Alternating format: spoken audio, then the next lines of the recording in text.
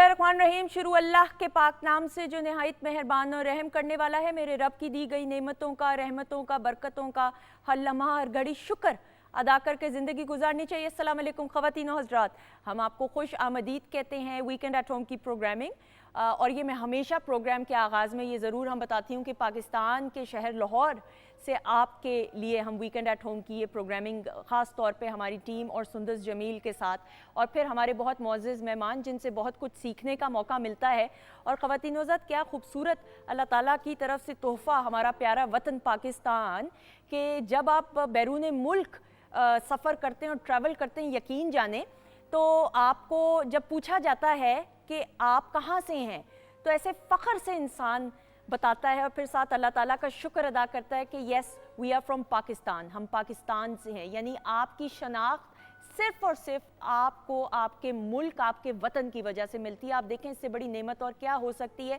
और सबसे बढ़कर ये बात है कि अगस्त का महीना जो है उसका आगाज़ हो चुका है और पाकिस्तानियत का जो जज्बा है 14 अगस्त की वजह से ज़्यादा पुरजोश अंदाज से अगस्त के महीने में मनाया जाता है। लेकिन जब हम बात करते हैं पूरे साल की भी, तो पाकिस्तानियत का जज्बा हमें देखने को हर तरह से मिलता है। हम खेल के मैदान की बात करें, किसी प्रोफेशन की बात करें और बिलखसूस पाकिस्तान से बाहर जितनी भी पाकिस्तानी कम्युनिटीज़ बसती हैं, पेट्रियाटिज़म का जो जज्बा है ना उधर और ज़्यादा नज़र आता है देखने को, महसूस करने को, क्योंकि वो एहसास, वो तड़प, अपने धरती माँ से जो दूरी है उसका एहसास बिलखसूस जब आप अपने वतन से बाहर जाते हैं तो आपको फिर वो एहसास होता है। तो ये ज़रूर बताते हुए अपने बच्चों को बिलखसूस, जिस तरह हमें अपने बचपन में हमारे नाना नानी, दादा दादी, माँ बाप भी आज भी हमें अपने नाना नानी की बातें, पाकिस्तान किस तरीके से हासिल किया गया, जो एक सफ़र रहा, वो कुर्बानियाँ, ये तमाम बातें कहानी की सूरत में, छोटे छोटे पैगामात की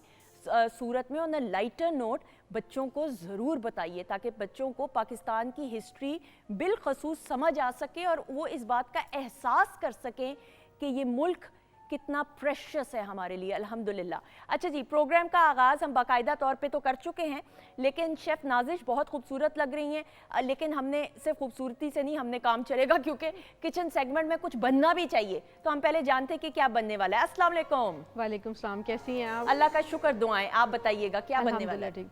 अच्छा, आज मैं बनाऊंगी रेड रोज़ जो होता है ड्रिंक, ठीक है, उसका महीटो बनाऊंगी जो हमारे घरों में इजीली अवेलेबल होता है, जो बच्चे बहुत शौक से पीते हैं। ठीक है, उसके साथ मैं स्टर फ्राइड नूडल्स बनाऊंगी। Excellent, stir fried noodles. ठीक है, इसमें खुशी की क्या बात है? मेहनत तो बहुत करनी पड़ेगी। आपका कलर और सेट का कलर काफी मिल रहा है, अच्छी लग रही है। अच्छा, तारीफों से नहीं काम चलेगा, काम भी करना पड़ेगा। थैंक यू सो मच, आप खुद बहुत प्यारी हैं। थैंक यू जी। अच्छा जी, डॉक्टर फरजीन भाई मेरी बातों पे हंसना शुरू हो जाती हैं, फिर मुझे और मज़ा, मुझे और अच्छा मेरी बातों पे कोई हंसे ना तो मुझे और मोटिवेशन मिलती है, मैं और ज़्यादा ना एक दो और मजाक कर लेती हूँ। डॉक्टर फरजीन मलिक साहिबा हमारे साथ मौजूद है, वीकेंड एट होम की फैमिली मेंबर। अस्सलाम वालेकुम। वालेकुम अस्सलाम, क्या हाल है?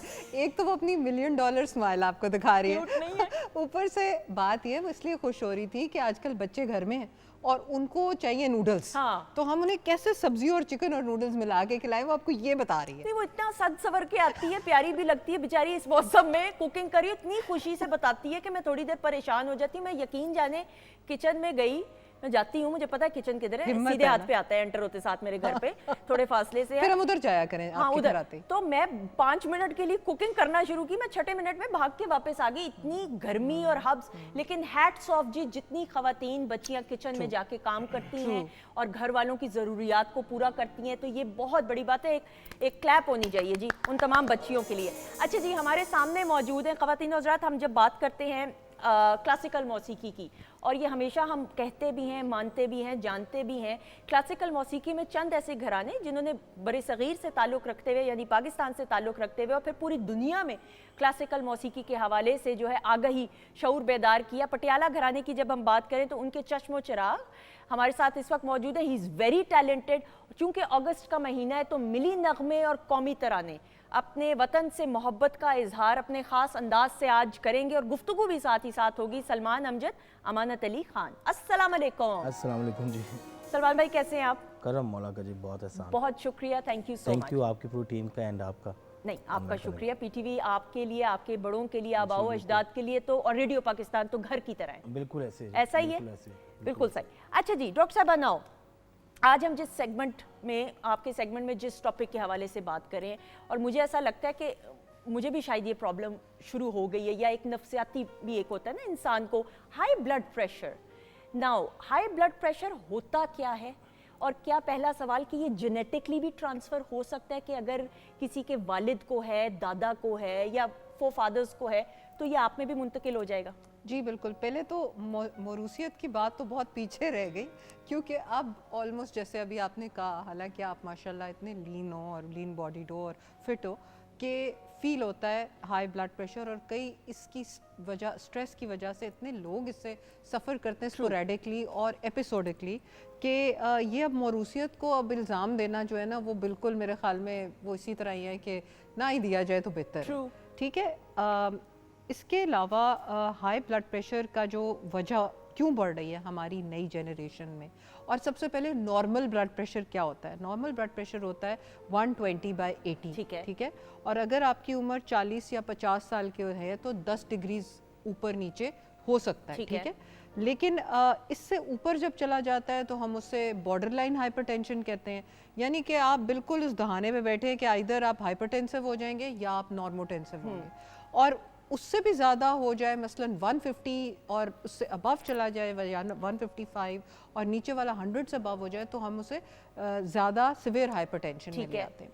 अच्छा, अब ब्लड प्रेशर जो है वो एक ऐसी चीज़ है जो, जैसे ये तो एक बीमारी का नाम हम कह दिया, लेकिन ब्लड प्रेशर के एपिसोड्स आपको लाइफ में हो सकते हैं, ऑल्दो आप हाइपरटेंसिव नहीं है। ठीक है, आप समझ रहे हो? सही। यानी कि किसी को बहुत शदीद गुस्सा आया, या स्ट्रेस लेवल्स बहुत हाई हुए, या एग्जाम करीब हुआ, या कोई भी उस वक्त कोई टेंशन, अल्लाह ना करे, कोई एंजाइटी का अटैक हो, तो उस वक्त ब्लड प्रेशर हाई हो जाएगा, और वो आपको हाइपरटेंसिव नहीं बनाता, लेकिन वो एक एपिसोड आती है ब्लड प्रेशर की। ठीक है। इसी तरह जैसे आप चाइनीज़ वगैरह में खाना खाना जाएं, तो कई दफ़ा आपने चाइनीज़, हमने इतने प्रोग्राम किए हैं अजीनोमोटो के ऊपर, तो कई लोगों को चाइनीज़ रेस्टोरेंट सिंड्रोम होता है। वो ये होता है कि चूँकि आप चाइना सॉल्ट ले रहे होते हैं, तो उससे ये होता है कि आपका ब्लड प्रेशर ऊपर चला जाता है। ठीक है।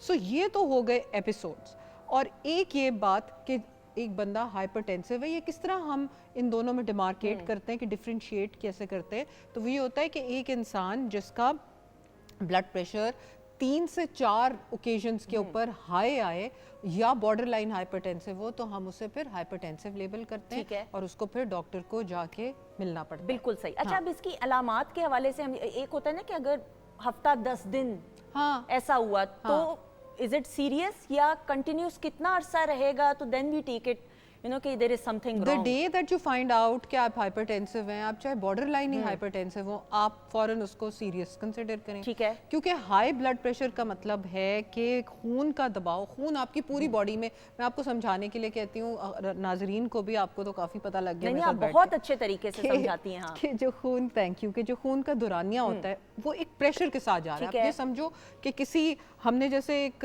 पानी देने वाली होज है, उसमें से खूब प्रेशर से अब जा रहा है, वो आपके दिल पे भी असर अंदाज करेगा, वो आपकी ब्रेन की नालियों में से भी गुजर रहा है। आंखों की नालियां बहुत नाजुक होती हैं, किडनीज के अंदर जो आर्टीरियोल्स होते हैं वो बहुत होती हैं, लंग्स के अंदर होते हैं। ठीक है। जब ये सारे वहाँ पे एक हाई ब्लड प्रेशर के साथ जाता है, तो उन चीज़ों को डैमेज कर सकता है। बिल्कुल सही। इसीलिए हाई ब्लड प्रेशर की अलामात में ब्लरी विजन, यानी कि आपकी आंखों से आपको फील हो रहा है कि जैसे धुंधला सा, कभी कभी वो बंदा आंखें मल रहा होता है कि क्या हो रहा है मुझे। ठीक है। नेक पेन होना, ये जो गर्दन का पिछले हिस्से में आपको होना, इसके अलावा ये कनपट्टियों का दर्द जो है ऐसा ही ये है।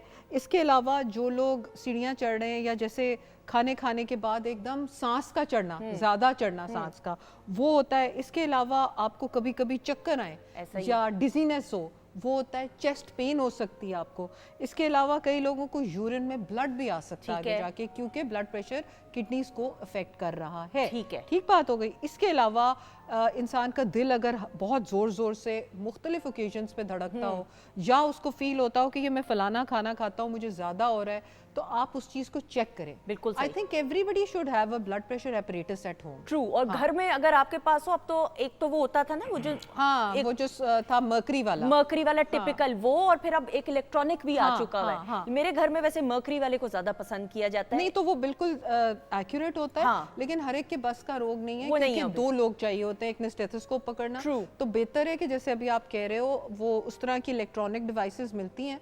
और जैसे जब कोविड हुआ था तो सब ने वो ऑक्सीमीटर, पल्स ऑक्सीमीटर खरीद ऐसा लिए ही थे। है। तो इसलिए ज़रूरी है कि आप ब्लड प्रेशर एपरेटस ज़रूर घर में रखें। दिस इज़ नॉट, अभी हम पहले बात कर सकें, this is not just now एक चीज़ कि अच्छा जी फलाना बूढ़ा है, दादी नानी है, हाँ। उन्हीं को ही हो जाएगा। हाँ। किसी को भी हो सकता है, किसी आपके टीनेजर को भी हो सकता है। बिल्कुल ऐसा तो ही। उस पॉइंट पे आपने उसको पकड़ना है। बिल्कुल सही सलमान भाई, हम देखते हैं ऑब्वियसली आप लोगों की काम की वजह से सिंगिंग है, कॉन्सर्ट्स हैं, और बिलखसूस आप लोग तो बैरून मुल्क भी इतना ट्रैवल करते हैं। रूटीन किस तरीके से, आप रूटीन को कोई प्रॉपर मैनेज करते हैं कि नहीं? क्योंकि गला है, आवाज़ की भी हिफाजत रखनी है, सेहत अच्छी होगी तो ही परफॉर्म अच्छे तरीके से कर सकेंगे। जी बिल्कुल, बहुत ज़्यादा। अब तो खैर बहुत ज़्यादा डाइट का भी ख्याल रखते हैं, क्योंकि एक जो पहले था उस वक्त तो हम रियाज की बहुत ज़्यादा एक रूटीन थी। जब आप 20 साल से पहले होते हैं, वो घर वाले भी आपको बहुत ज़्यादा करते हैं, उस्ताद भी घर में जो होते हैं सब करते हैं। उसके बाद फिर आहिस्ता आहिस्ता जब आप शोज़ करना शुरू कर देते हैं, फिर आप ट्रैवल कर रहे होते हैं, तो उस दौरान भी आपको इस चीज़ का बहुत ज़्यादा ख्याल रखना पड़ता है। और आजकल जो है वो डाइट का बहुत ज़्यादा ख्याल रखना पड़ता है हमें, क्योंकि हमारी फैमिली में एक वो कहते हैं ना कि मोटापा बहुत ज़्यादा जल्दी आ जाता है। ठीक है। तो उसको ख्याल रखना, और जो बड़े हैं वो डांट देते हैं, जैसे चचा शफकत माशाल्लाह से वो बहुत ज़्यादा इस चीज़ का करते हैं। वो हमें भी डांटते हैं कि अगर थोड़ा सा कुछ चीज़ उनको नज़र आ गई कि वो खुद मोटा हो फिट रहा है है, माशाल्लाह। हाँ जी, हाँ। तो वो फौरी बोलते हैं तुमने वॉक छोड़ी हुई है, अच्छा, वो जिम क्यों नहीं डांटते जा रहे। जी बहुत ज़्यादा। तो डाइट में अगर कोई चीज़ ऐसी बन रही है तो पहले बताते हैं कि कम खाइएगा, इसको थोड़ा सा कंट्रोल करें। तो आप एक्सरसाइज वगैरह की तरफ अब जी रुझान है बिल्कुल, कि नहीं? अब तो खैर बिल्कुल कर दी है। कुछ अर्सा पहले तक हम लोग थोड़ा लेजी थे हाँ। इन चीज़ों में, नहीं, ज़रूरी है, लेकिन अब बहुत ज़्यादा, क्योंकि ये आपकी अपनी सेहत के लिए, सेहत के कितने और मामलात हैं जो बहुत इफेक्ट ज़्यादा। होते हैं, तो क्यों वो चीज़ जिसको आप ख्याल रख सकते हैं ना कि रखें? वही आप ना कि मतलब आप लोग मेडिसिन खाने से अच्छा है आप लोग True. इसको मेंटेन कर लें। बिल्कुल अपनी सही। सारी जो वॉक है, जो आपकी डाइट है, इसको आप सही कर लें तो आपकी सब मेडिसिन छूट जाएंगी। बिल्कुल सही। डॉक्टर साहब, हाई ब्लड प्रेशर को कंट्रोल करने के लिए, जो हाई ब्लड प्रेशर के मरीज हैं अब हैं इस मर्ज में, उसको कंट्रोल करने के लिए ग़िज़ा के हवाले से बात करते हुए कि क्या क्या? सबसे पहला दुश्मन सोडियम, Yes. यानी कि नमक। नमक, बिल्कुल ठीक। अब नमक जब मैं कहती हूँ बंद करें, तो उसमें छुपा हुआ नमक, हिडन नमक भी बंद करना है। मसलन चावलों में पकाते हुए नहीं डालना, आटा गूंदते हुए आटे में नहीं डालना, और स्कंजबीन बनाते हुए कोई ज़रूरत नहीं आप नमक डालें। तो ये ब्रेड भी, कई जो डबल रोटियां मिलती हैं बाज़ार से, उनके अंदर भी नमक होता है। तो आप ये ज़रूर ख्याल रखें कि हिडन सोर्सेज ऑफ नमक भी हमने बंद करना है। ठीक है। सोडियम का एक जो होता है ना एंटागनिस्ट, यानी कि उसको कुटने के लिए एक चीज़ होती है जिसका नाम पोटेशियम है। सही। पोटेशियम वाली चीज़ें ज़्यादा लें, मसलन केले का इस्तेमाल, खजूर का इस्तेमाल, ये सारी पोटेशियम होती हैं। पोटेशियम सोडियम को रिप्लेस कर देता है कई जगहों पे, ठीक है? तो तब ब्लड प्रेशर डाउन होता है।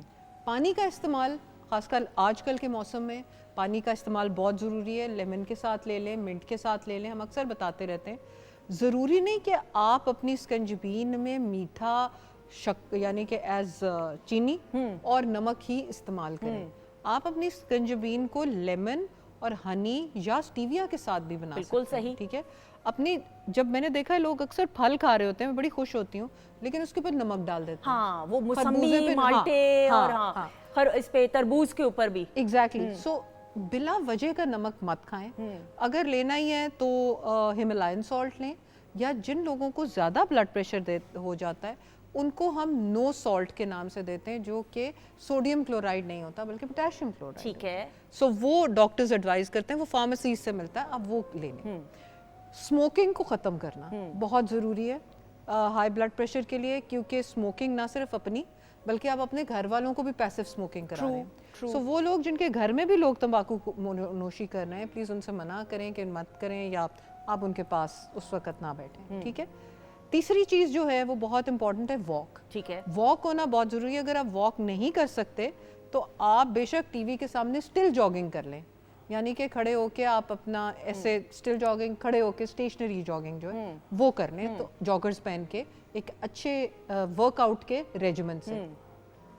जितनी आप मेडिटेशन या जितना आप अपने आप को दुनिया की शोर शराबे से डिस्कनेक्ट कर सकते हैं, 15-20 मिनट ही हो, प्लीज़ वो ज़रूर करें, क्योंकि stress is one of the major causes of high blood pressure nowadays, especially बच्चों में। स्टूडेंट्स जो हैं उनके ऊपर जब बोझ इम्तहानों में पहले डाला जाता है तो देखते हैं कि इम्तहान से पहले बच्चों के ऊपर स्ट्रेस का इतना बोझ होता है कि हमें उन्हें थोड़े थोड़े बीटा ब्लॉकर्स देने पड़ते हैं ताकि उनका हार्ट रेट और बाकी चीज़ें काम डाउन हो। ऐसा ही I go for a long drive stress खत्म हाँ, करने के लिए आपका ये तरीका, हाँ। म्यूजिक करके, और मैं और मेरी बेटी और हस्बैंड भी कोशिश ये होती है कि हम तीनों लॉन्ग ड्राइव पे जाएं ताकि सुकून हो। हाँ, डिटैचमेंट है ना, डिटैचमेंट है कि then you listen to music और अपनी कोई बात करें, वरना ज्यादातर खामोश रहना ज्यादा हमें पसंद है गाड़ी के अंदर, बट ये हमारा तरीका है, which is good I think, which is good, because जब आप खामोश होते हैं तो आप अपने आप से कनेक्ट करते हैं।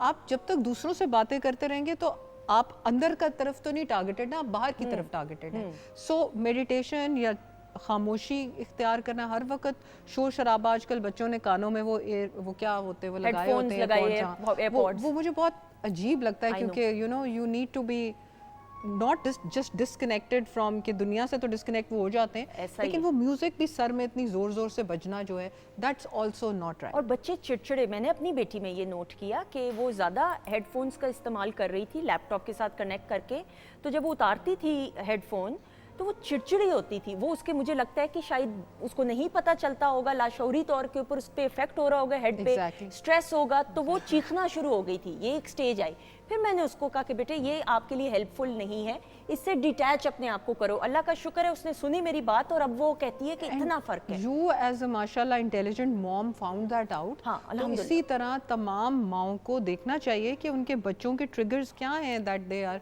बिकमिंग चिड़चिड़ा, बिकॉज बच्चों को तो नहीं पता लगता। बिल्कुल ऐसा ही, बिल्कुल जैसे आपने कहा है कि लाशऊरी, this is a subconscious thing जो कि पिछली तरफ जाती है ब्रेन के। बिल्कुल सही। सो ब्लड प्रेशर में एक वो बहुत जरूरी है। दूसरा ये कि अपने वेट को मैनेज कीजिए। वेट अगर ज्यादा है उसको वेट को कम कर लें। दूध, लस्सी, दही से बनी हुई अशिया, ये चीज़ें बहुत सारी यूज़ करें। बेरीज, आजकल स्ट्रॉबेरीज हैं, इन चीज़ों का इस्तेमाल ज़्यादा करें। इसके अलावा सत्तू जो हैं वो मैंने अक्सर देखा है, मैं पेशेंट्स को दे देती हूँ तो उनका ब्लड प्रेशर ठंडे ठंडे नीचे चला जाता है। हिबिस्कस टी जिसको हम बोलते हैं, वो लाल सा एक फूल है जो अक्सर जगह लगा, मेरे भी जहन से सॉरी नाम निकल गया, वरना मैं अभी आपको बता देती। हाँ, अच्छा, उसका उर्दू नाम मुझे सोचना पड़ेगा। हाँ, मुझे भी, मेरे भी था जहन में, अभी नहीं है। हिबिस्कस है, हर जगह वो लाल सा एक फ्लावर है जिसके टेंडरिल से निकले होते हैं। हाँ, निकले होते हैं। हाँ, उसको आप कावा बना के उस कावे को ठंडा करके वो पानी पिएं, ठीक है, ब्लड प्रेशर आपका कम होता है। धनिया और पुदीना, ये दो ऐसी चीजें कहते हैं कि जिनका हाई ब्लड प्रेशर हो जाए उनको कहें कि फौरी तौर पे कुछ धनिया और कुछ पुदीना या तुलसी के पत्ते आपके घर में हैं तो वो ले लें, उससे ब्लड प्रेशर लो हो। बिल्कुल सही, ये टिप ऑफ द डे भी है, यही टिप ऑफ। बिल्कुल सही। थैंक यू सो मच, आपका शुक्रिया अदा करते हुए ख़वातीन हज़रात, हमारे साथ पटियाला घराने के चश्मो चिराग मौजूद हैं और हम प्रोग्राम के आगाज़ में बात कर रहे थे और करते रहेंगे कि अगस्त का महीना है तो पेट्रियाटिज़म यानी पाकिस्तानियत का जो जज्बा है अपने अरूज पे होता है। तो सलमान भाई अपने ख़ास अंदाज से पाकिस्तान के लिए मोहब्बत का इजहार करते हुए एक मिली नगमा पेश करेंगे। बहुत सारी क्लैप में। चांद मेरी ज़मीं, फूल मेरा वतन,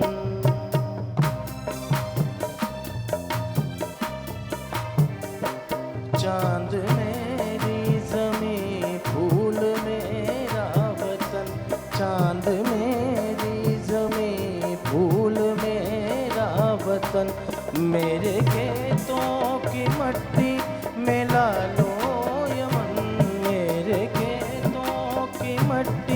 में लालो यमन, चांद मेरी ज़मीं, फूल मेरा वतन, चांद मेरी ज़मीं, फूल मेरा वतन।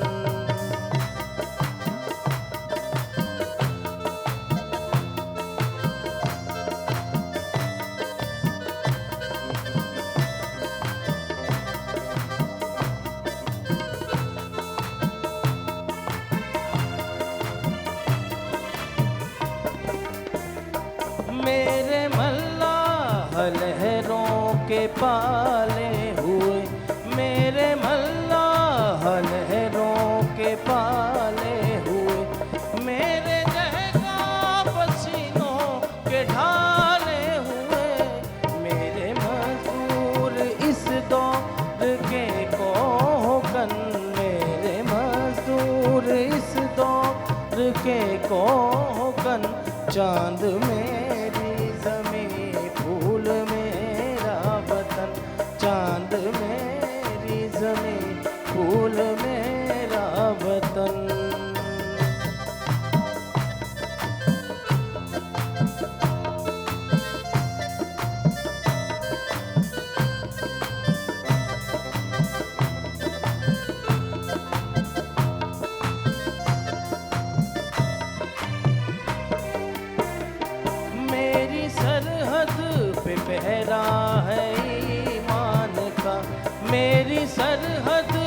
पहरा है ईमान का, मेरे शहरों पे साया है कुरान का। मेरा एक सिपाही है खैबर शिकन, मेरा एक सिपाही है खैबर शिकन। चांद मेरी ज़मीं, फूल मेरा वतन, चांद मेरी ज़मीं, फूल मेरा वतन। मेरे खेतों की मट्टी में ला लो यमन, मेरे खेतों की मट्टी में ला लो यमन। चांद मेरी ज़मीं, फूल मेरा वतन, चांद मेरी ज़मीं, फूल मेरा वतन।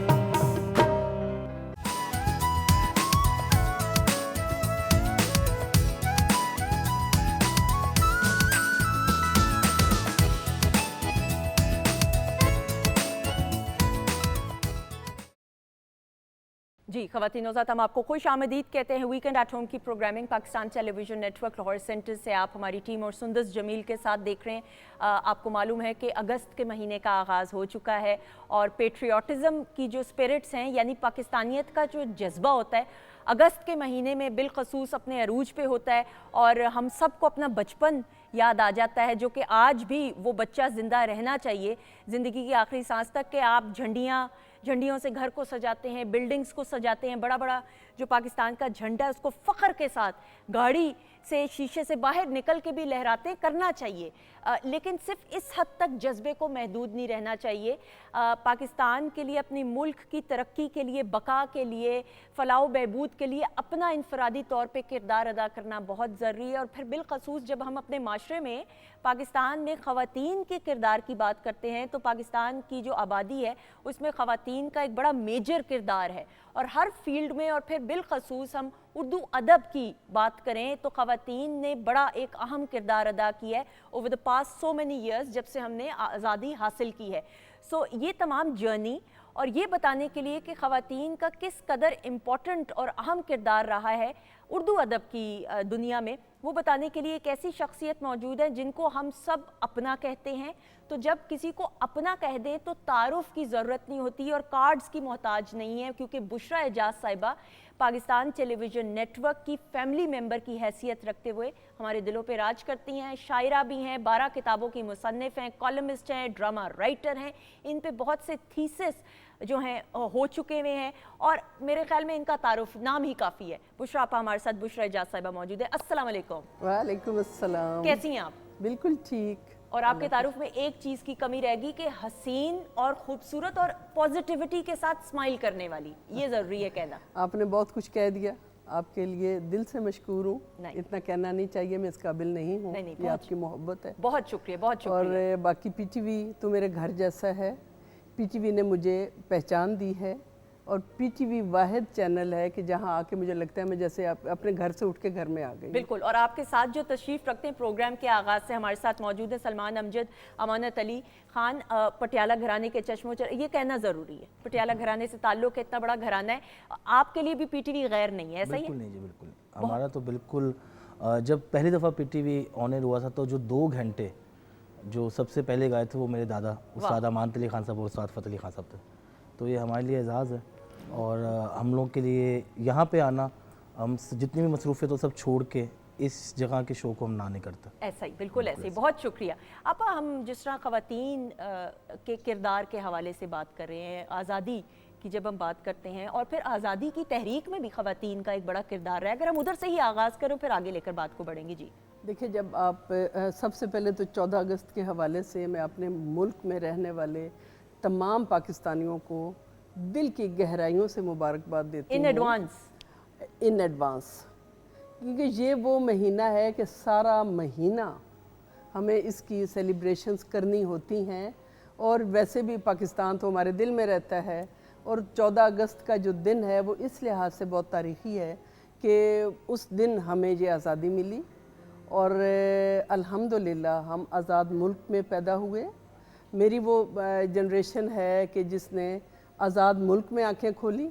हमारे वालदैन ग़ुलाम मुल्क में थे और फिर उसके बाद जब हमने देखा इस मुल्क के लिए कुर्बानियाँ देने वालों को, कुछ हमें तारीख़ ने बताया, मगर ज़्यादातर किसी भी मुल्क के अंदर कोई भी चीज़ जब बड़ी होती है या मुल्क वजूद में आते हैं तो अदब वो वाहिद फील्ड है या शायरी, उसके बहुत सारे हिस्से हैं। यानी फ़नून लतीफ़ा के ज़रिए आपको पता चलता है कि कैसे कैसे लोगों ने क्या क्या काम किए, ये आज़ादी किन की वजह से हमें मिली।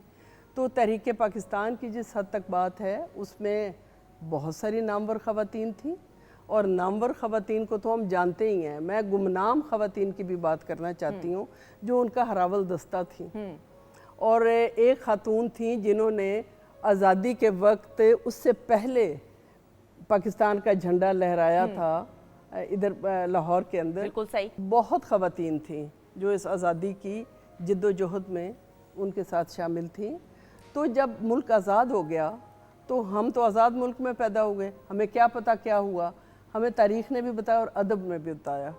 अदब के अंदर उस वक्त इंडो पाक में एक आवाज़ थी पंजाबी अदब की, अमृता प्रीतम, उन्होंने एक नोहा लिखा, वो बहुत मशहूर हुआ। कुदरतुल्लाह शहाब, उनकी एक कहानी थी माँ जी। बिल्कुल सही। अच्छा जी, वो ऐसी थी कि वो कहानी आपको बताएगी कि पाकिस्तान कैसे वजूद में आया। उसमें एक इंडिविजुअल ने इज्तिमा के लिए क्या क्या कर्ब झेले और वो इस मुल्क के लिए अपनी जान कुर्बान की। फिर मंटो की आपने बहुत सारी कहानियाँ पढ़ी होंगी, खोल दो, काली शलवार, टोबा टेक सिंह। इसी तरह से अशफाक साहब की और मुमताज़ मुफ्ती, उन्होंने अलीपुर का इल्ली लिखा, उसके अंदर भी वो है। उसके बाद उन्होंने बहुत सारी कहानियाँ फसादात पर और पाकिस्तान बनने के हवाले से बिल्कुल सही लिखी। शायरों ने बहुत काम किया और ख़वातीन के हवाले से आपा। और फिर इसमें ये भी सवाल ऐड करते हुए कि हम ये कहते हैं और फिर जानते और मानते भी, जिस तरह आपने भी मिसाल दी उम्दा अदब की, जब हम बात करते हैं तो किसी भी कौम की जहन साजी में अदब का एक बड़ा अहम किरदार है। देखें, किसी भी कौम की जहन साजी और तरबियत में माँ का और औरत का किरदार बहुत बड़ा है। माँ की गोद से आप तरबियत लेके आते हैं। बेशक हमारी ख़वातीन ने अदब के हवाले से अगर बात की जाए तो माहौल मौजू नहीं था, साजगार नहीं थे हालात ख़वातीन के लिए बाहर निकल के काम करने के, मगर ख़वातीन ने बहुत काम किया अदब के हवाले से।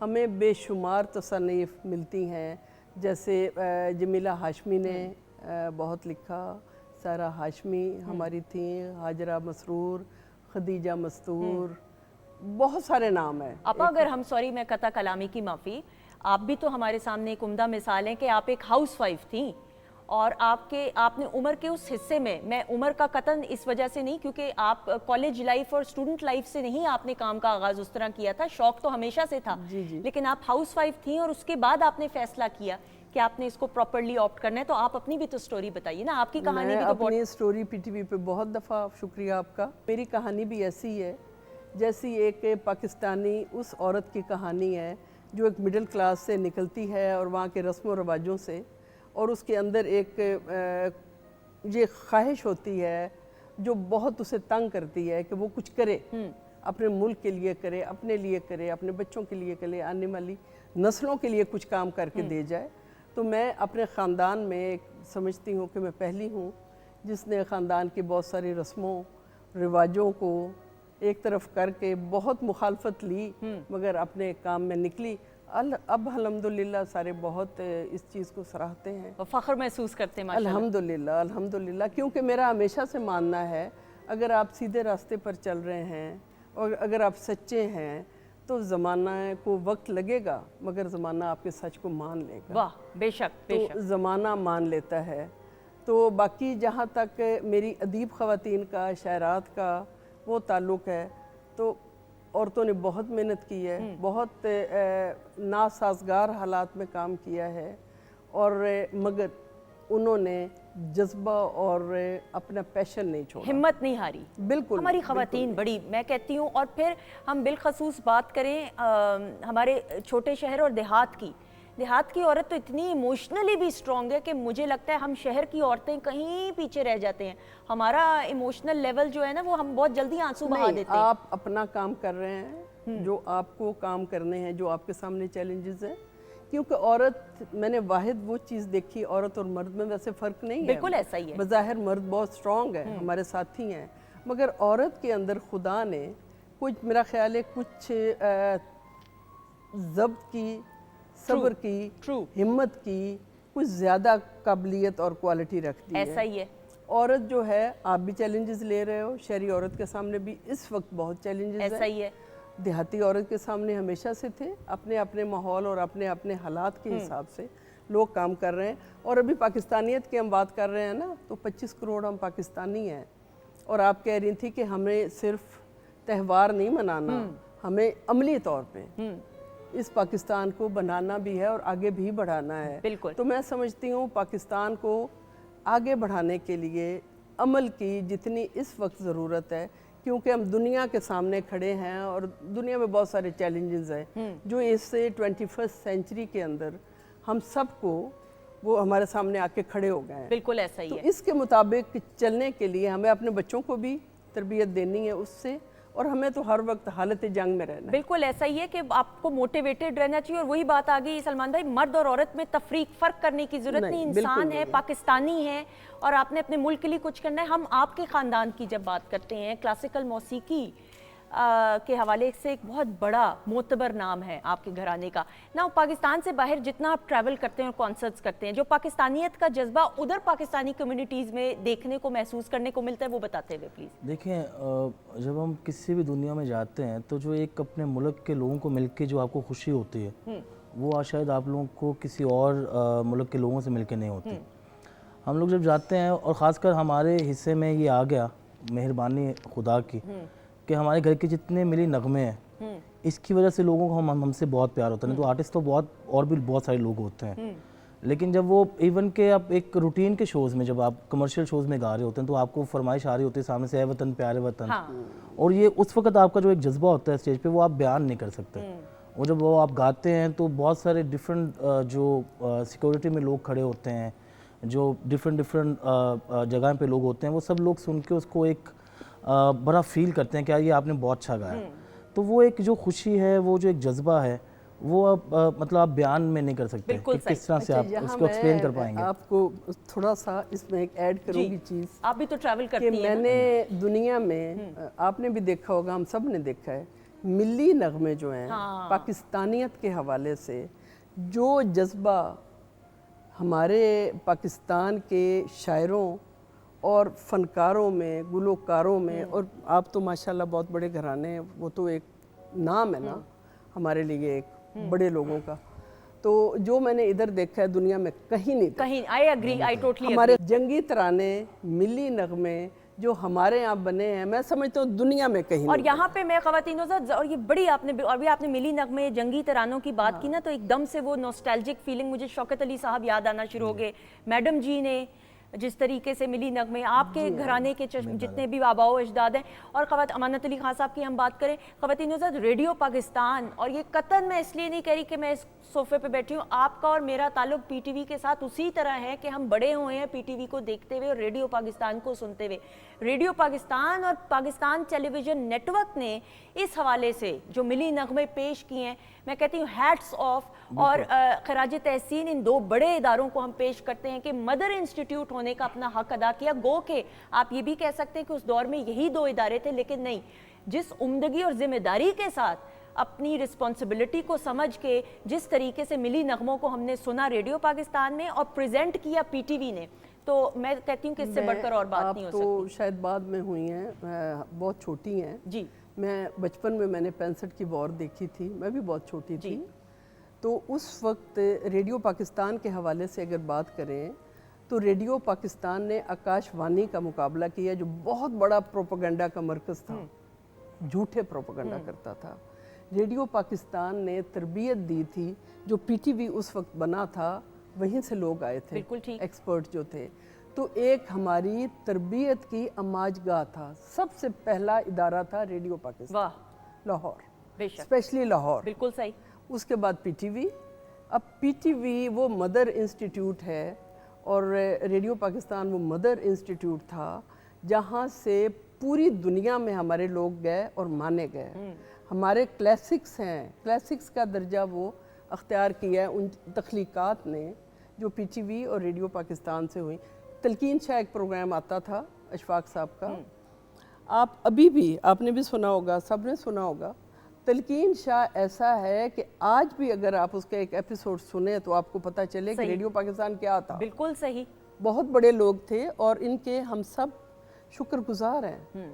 इन्होंने पाकिस्तान को बनाने में, आगे बढ़ाने में बहुत बहुत इन्होंने काम किया। बिल्कुल ऐसा ही। एक मेयार था वहाँ पे रेडियो पाकिस्तान में। मैं क्योंकि मैं दादा से सुना, फ़तेह अली खान साहब के अभी चंद साल पहले उनका इंतकाल हुआ, तो उनके साथ बहुत ज़्यादा टाइम हमारा गुजरा, तो उनसे पता चला, वो बताते थे कि एक दफ़ा एक मेयार था रेडियो पाकिस्तान का कि हम गा रहे थे, मैं था और बाकी जितने लोग थे, मेहंदी हसन साहब थे, तो जो एंकर था तो उन्होंने एक प्यार में जब रात को शो हुआ, प्रोग्राम हुआ, सुनने के बाद कहा कि उस्ताद अमानत अली, उस्ताद फ़तेह अली, उस्ताद मेहंदी हसन, उस्ताद सलामत अली, तो अगले दिन रेडियो पाकिस्तान ने उस चीज़ का नोटिस ले लिया कि जी आप जब तक रेडियो पाकिस्तान इनको ये लक़ब नहीं देता, आप ये लक़ब उनको कैसे दे सकते हैं। अच्छा। तो इतना वहाँ पे एक मेयार उसको मेंटेन किया जाता वो एक मदर इंस्टीट्यूशन था ना, और वाकई अपना पूरा हक अदा किया। अच्छा आपा, आप मौजूद हैं और आपकी मौजूदगी में मैं ज़रूर चाहूँगी हम पाकिस्तानियत के जज्बे के हवाले से बात करें, तो अपने वतन से मोहब्बत का इजहार आप अशार के ज़रिए मैं चाहूँगी कि ज़रूर करें। मैंने सुंदर से बहुत लिखा है जी, अपने वतन के लिए, कहानियाँ भी बहुत लिखी हैं, शायरी तो फिर अंदर होती है ना, अपने मुल्क के लिए, अपने वतन।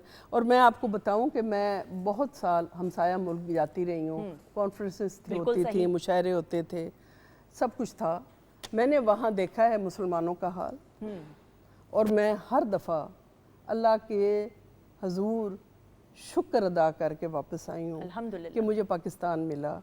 और मैंने हम वो लोग हैं, आप हम सब वो लोग हैं जिन्होंने ज़ाती कोई कुर्बानी नहीं दी, हमारे लिए दूसरे लोगों ने कुर्बानी, ऐसा ही है। मगर हमें ये आज़ादी उन लोगों ने लेके दी और हमें इस मुल्क की कदर करनी, इसके चप्पे चप्पे की, इंच इंच की कदर करनी। सही कि ये बहुत बड़ी, अभी आप गुलाम मुल्क देख रहे हैं ना दुनिया ऐसा ही में, है। लोग आज़ादी के लिए क्या कुछ कर रहे हैं, तो हमें तो बना के दे दिया गया, ऐसा ही है। अब हमारा काम है इस घर की हिफाजत करना। बिल्कुल, बेशक। जी आपा। एक गज़ल है मुल्क के हवाले से, दिल से दिल की बातों का राबता तो होता है, बाहिमी मोहब्बत का सिलसिला तो होता है, बेशुमार आज़ादी बेकिनार आज़ादी, बेशुमार आज़ादी बेकिनार आज़ादी, शायरों के ख्वाबों का कुछ सिला तो होता है। और एक दिन ये हासिल है ज़िंदगी हमारी का, एक दिन ये हासिल है ज़िंदगी हमारी का, एक दिन में सदियों का फ़ायदा तो होता है। और साहिल तमन्ना से मौज मौज मिलती है, साहिल तमन्ना से मौज मौज मिलती है, इश्क के समुंदर में डूबना तो होता है। और सब्ज़ रंग परचम को आंधियों से लड़ना है, सब्ज़ रंग परचम को आंधियों से लड़ना है, और इस लड़ाई में मोजज़ा तो होता है। और सरज़मीन चाहत में फूल जैसे चेहरे हैं, सरज़मीन चाहत में फूल जैसे चेहरे हैं, चांद जब चमकता है आईना तो होता है। और माँओं जैसी शफ़क़त से फिर समेट लेती हैं, माँओं जैसी शफ़क़त से फिर समेट लेती हैं, देश की फ़ज़ाओं में हौसला तो होता है। और जिसकी झिलमिलाहट से मंजिलें संवरती हैं, जिसकी झिलमिलाहट से मंजिलें संवरती हैं, जुल्मतों के रास्ते में वो दिया तो होता है। खुद से सब गिले शिकवे हैं बजा, मगर साहिब जब गिला वतन से हो बेवजह तो होता है।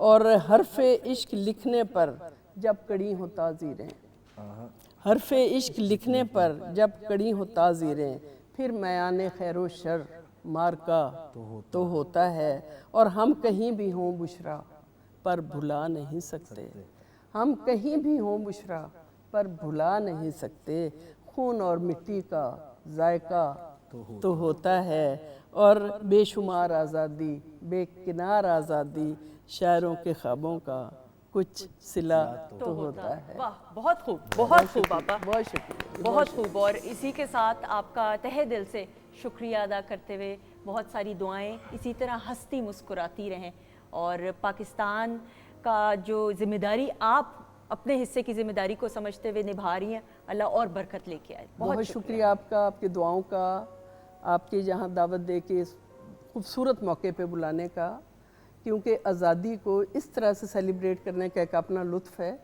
और बाकी मैं ये कहना चाहती हूँ कि हम सब ने हिस्सा डालना है अपने पाकिस्तान को बनाने और मजबूत करने में। अगर एक इंडिविजुअल, एक फ़र्द ये सोच लेना कि मैं एक मुकम्मल पाकिस्तान हूँ, फिर पाकिस्तान 25 करोड़ लोगों में एक बहुत बड़ी चीज़ बन जाता है। हर इंसान ही पाकिस्तान बन वाह, जाता बहुत उम्दा, बहुत खूब। थैंक हम यू सब so much। पाकिस्तान, हम सब पाकिस्तान है। थैंक यू सो मच आपा। और सलमान भाई आ जाइएगा, मिली नगमा एक खूबसूरत साहब की आवाज़ में, बहुत सारी क्लैप में। ए धरती मेरा सोना यारो, मैदा सुने यारा, ए धरती मेरा सोना यारो,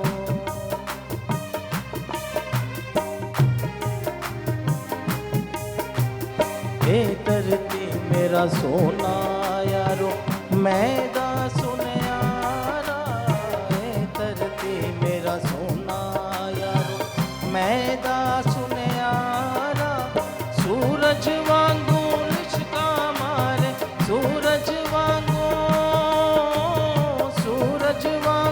लिशका मारे, एदा मिट्टी गारा, ए धरती मेरा सोना यारो, मैदा सुने यारा, ए धरती मेरा सोना यारो।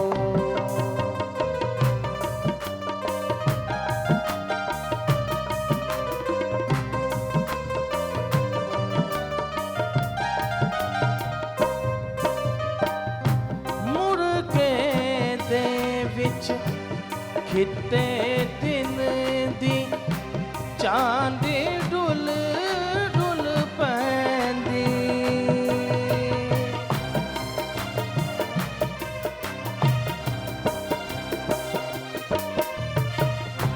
मुड़ के दे विच खिते दिन दी चांदी डुल डुल पैंदी,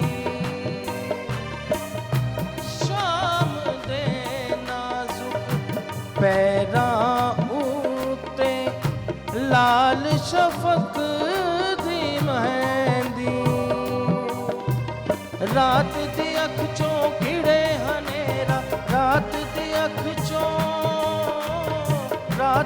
अख चों किड़े हनेरा, सुपने वर्गा प्यारा, ए धरती मेरा सोना यारो, मैदा सुने यारा, ए धरती मेरा सोना यारो।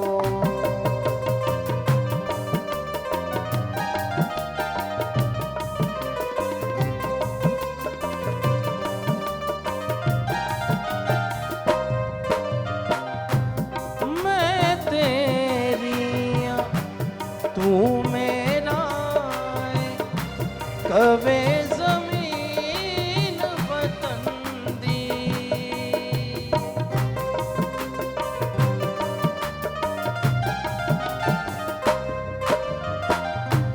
मैं तेरिया तू मेरा, कवे जमीन वतन दी, तारे वांगू झिलमिल कर दी, वेखो खाक चमन दी, वेलिया बैके साडे कोलों, वेलिया बैके साडे कोलों, हुंदा नहीं गुजारा, ए धरती मेरा सोना यारो, मैदा सुने यारा, ए धरती मेरा सोना यारो, मैदा सुने यारा, सूरज वांगू लिशका मारे, सूरज वांगू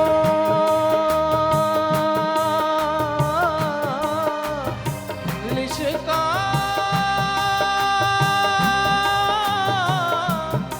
लिशका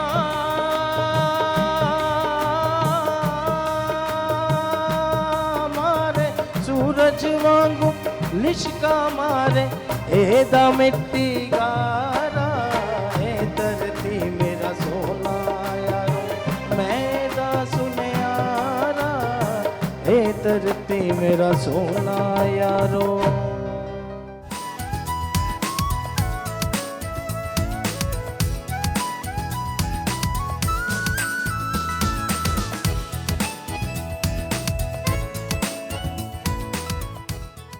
जी ख़वातीन हज़रात, हम आपको खुश आमदीद कहते हैं वीकेंड एट होम की प्रोग्रामिंग में। Pakistan television network Lahore centre से आप हमारी टीम और सुंदस जमील के साथ देख रहे हैं।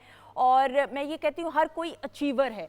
आप ज़िंदगी में कुछ, और आप जब तक ज़िंदगी में कुछ अचीव ना करें, आपकी कोई मंजिल ना हो, कोई गोल्स ना हो, कोई ख्वाब ना हो, आपको 2-3 ठोकरें ना पड़नी चाहिए, स्ट्रगल ना आप करें, तो तब तक जब आप मंजिल तक पहुंचते हैं तो उस मंजिल को या उस मकसद को हासिल करने का मज़ा नहीं आता। ज़िंदगी में बहुत ऐसे लोग हैं जिनसे आप इंस्पायर होते हैं, तो उन्होंने एक पूरा सफ़र तय किया होता है जिसमें न जाने कितनी मायूसियों का, दुश्वारियों का सामना करना पड़ता है, तब जाके वो अपने पैरों पे खड़े होते हैं और इस काबिल होते हैं कि वो अपनी मंजिल को हासिल कर सकें। मेरे सामने जो मेरी मेहमान शख्सियत मौजूद हैं, एक ऐसी नौजवान नस्ल की नुमाइंदगी करते हुए, पाकिस्तान का नाम, अल्लाह ताला का ख़ास करम इन पे कि उम्र के इस हिस्से में कि अभी यंग हैं, कि अभी संभल रहे हैं, लेकिन अल्लाह ताला ने इन पे ऐसा करम किया कि पाकिस्तान का नाम बैनुल-अक़वामी सतह पे रोशन करते हुए हमारे सामने मोहम्मद उस्मान मौजूद हैं, जो कि स्ट्रेंथ लिफ्टर हैं। अब स्ट्रेंथ लिफ्टिंग मेरे लिए एक नया शोबा है, स्पोर्ट्स का कह लें या एथलीट्स का कह लें, या जो इसको कहेंगे ये बेहतर तरीके से बताएंगे, क्योंकि हमने वेट लिफ्टिंग सुनी हुई है, पावर लिफ्टिंग सुनी है, लेकिन ये स्ट्रेंथ लिफ्टिंग के चैम्पियन है। पाकिस्तान में स्ट्रेंथ लिफ्टिंग का जो इदारा है या फेडरेशन है वो 2018 में बनी, लेकिन पूरी दुनिया में इसका क़याम जो है 2004 में हुआ, और ये 2018 से ऑनवर्ड्स पाकिस्तान की नुमाइंदगी बैनुल-अक़वामी सतह पे करते हुए इनके गोल्ड मेडल्स की चंद झलकियाँ यहाँ पे मौजूद हैं, लेकिन बाकी इनकी कामयाबी जानेंगे इनकी ज़बानी। हमारे साथ मौजूद है मोहम्मद उस्मान। अस्सलाम वालेकुम। वालेकुम अस्सलाम। How are you? I am good. Thank you so much for being part of the show. ये जो आपने ग्रीन ब्लेजर पहना ना, इससे जो आपका कॉन्फिडेंस है, आपके बैठने का अंदाज है, ये बता रहा है कि कितना फ़ख्र है आपको अल्हम्दुलिल्लाह पाकिस्तानी होने पे, और सबसे बढ़कर के आप पाकिस्तान के लिए कुछ कर रहे हैं। बिल्कुल ऐसा ही है। आपकी अचीवमेंट्स पे एक नज़र डालते हुए आइए देखते हैं जी।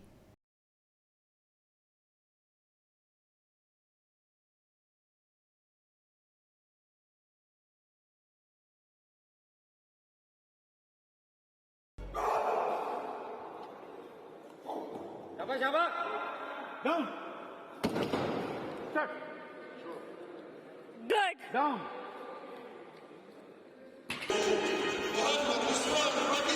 Pakistan Zindabad.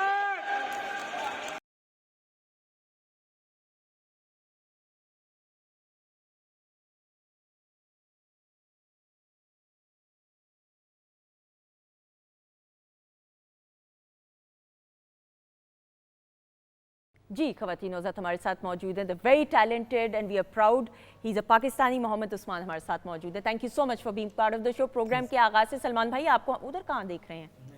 आपको हम नहीं भूले, क्योंकि आप जिस अंदाज से पाकिस्तानियत के जज्बे को मिली नगमों के थ्रू पेश करें, बहुत शुक्रिया। शेफ नाजिश भी हमारे साथ प्रोग्राम के आगाज़ से मौजूद है। ना उस्मान, बेसिक सा सवाल जो हो सकता है आपको हंसी आए, लेकिन मैं अपनी नॉलेज में इजाफा करने के लिए, स्ट्रेंथ लिफ्टिंग क्या होती है? Is it different from weight lifting? जी, वेट लिफ्टिंग के इवेंट में 2 डिपार्टमेंट्स होते हैं, जिसमें स्नैच और क्लीन एंड जर्क होती है। ठीक है। उसके बाद पावर लिफ्टिंग, वो और डिफरेंट है उससे वेट लिफ्टिंग से। उसमें आपका एक स्ट्रेट बेंच प्रेस का एक इवेंट होता है, उसमें स्क्वाट्स का एक इवेंट होता है, और उसमें डेड लिफ्ट का एक इवेंट होता है।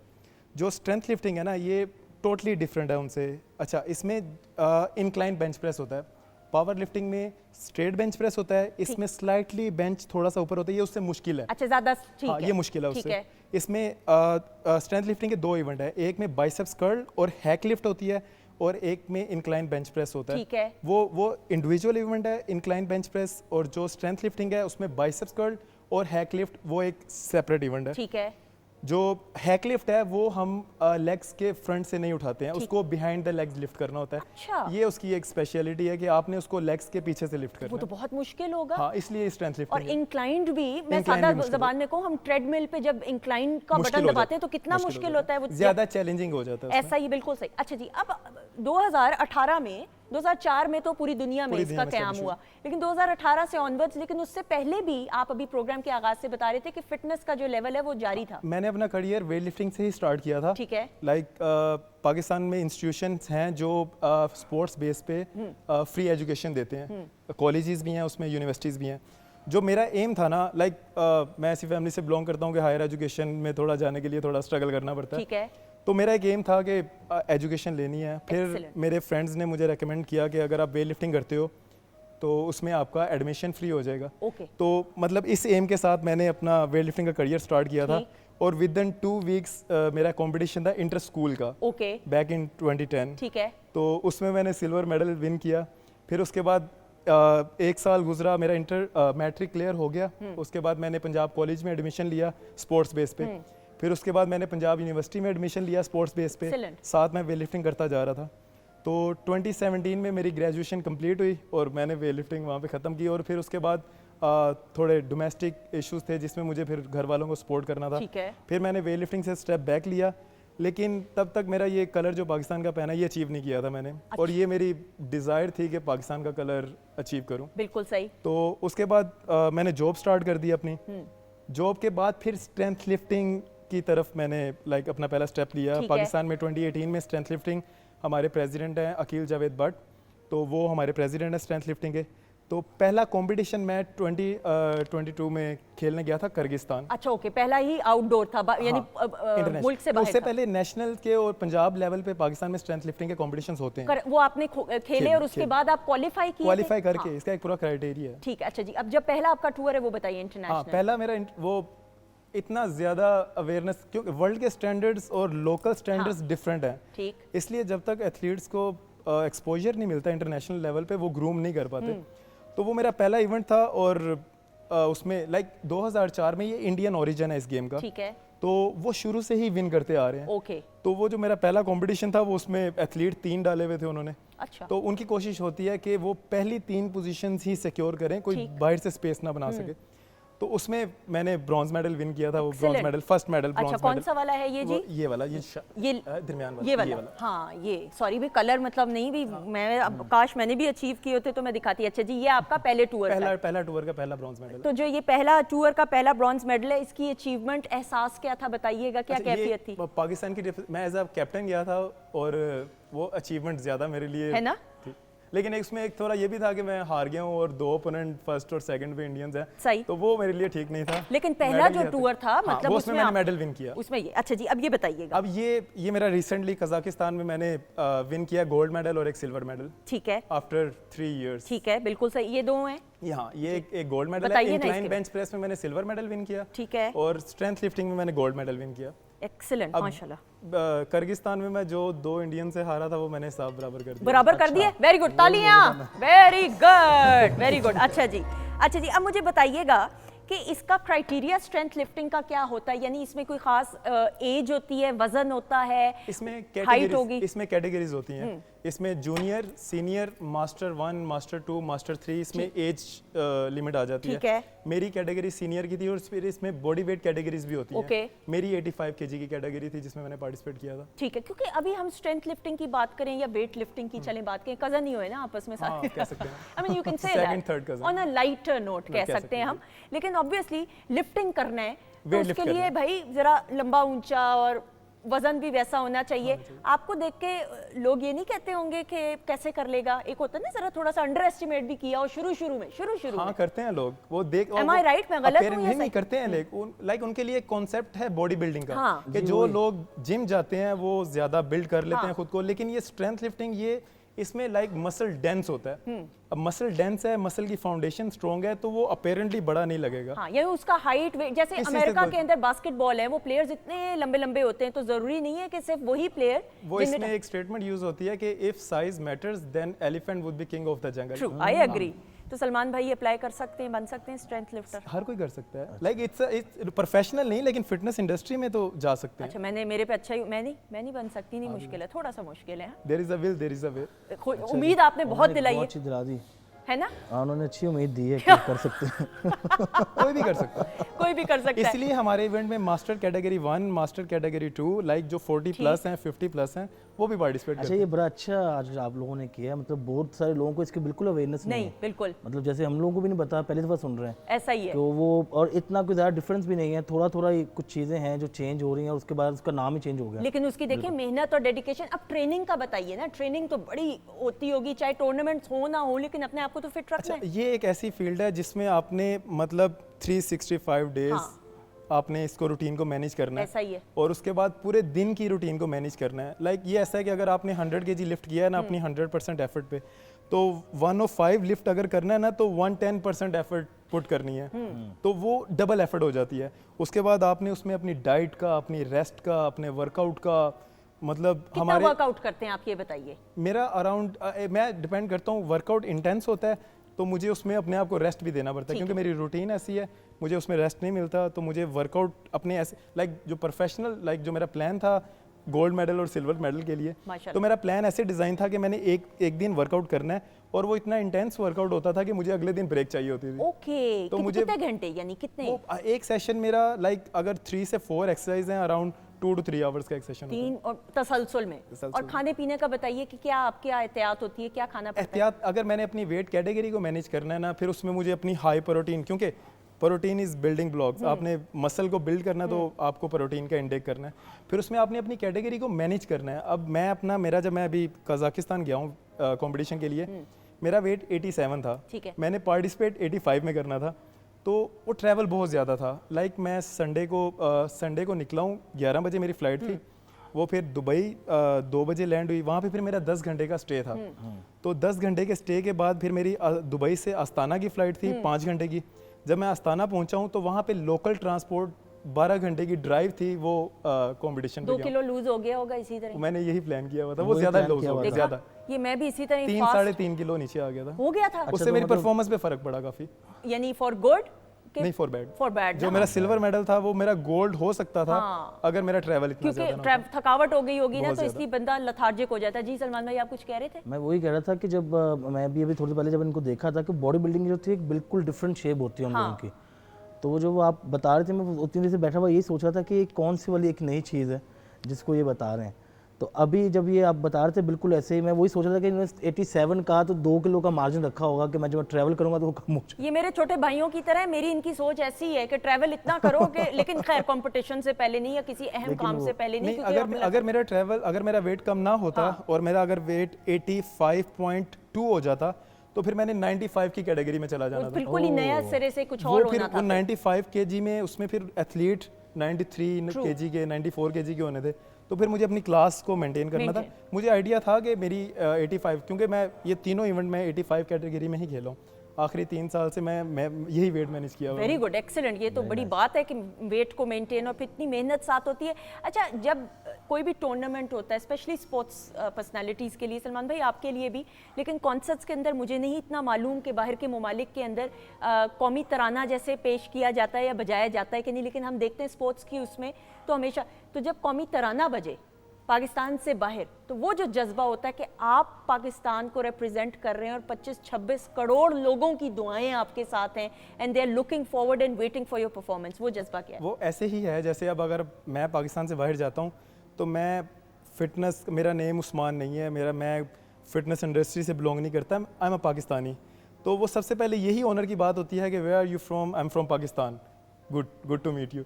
तो वो जो कजाकिस्तान के लोग हैं वो मुसलमान लोग हैं, तो वो उनको और ज़्यादा इस चीज़ में, जो मेरा लास्ट एक्सपीरियंस मैं आपको बता रहा हूँ, तो जब मेडल विन किया ना और वो इंडियन ओपोनेंट्स के साथ, और फिर मैंने पैलेस्टाइन का फ्लैग भी वहाँ पे लेके गया हुआ था स्पेशल।